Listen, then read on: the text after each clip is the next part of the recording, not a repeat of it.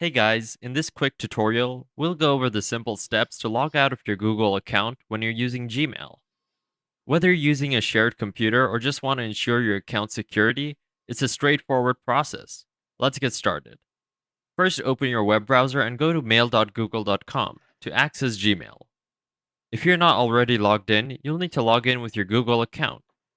Once you're in your Gmail inbox, look at the top right corner of the screen where you can see your profile picture or your account initials.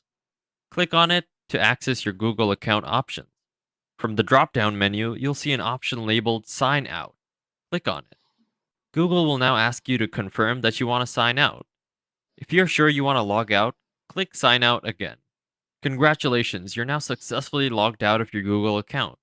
You can close the browser window or navigate to a different website. That's all there is to it. You've logged out of your Google account from Gmail. Remember, if you're using a shared or public computer, it's essential to log out to keep your account secure. If you found this tutorial helpful, please like and subscribe for more Gmail and Google tips and guides. Thanks for watching.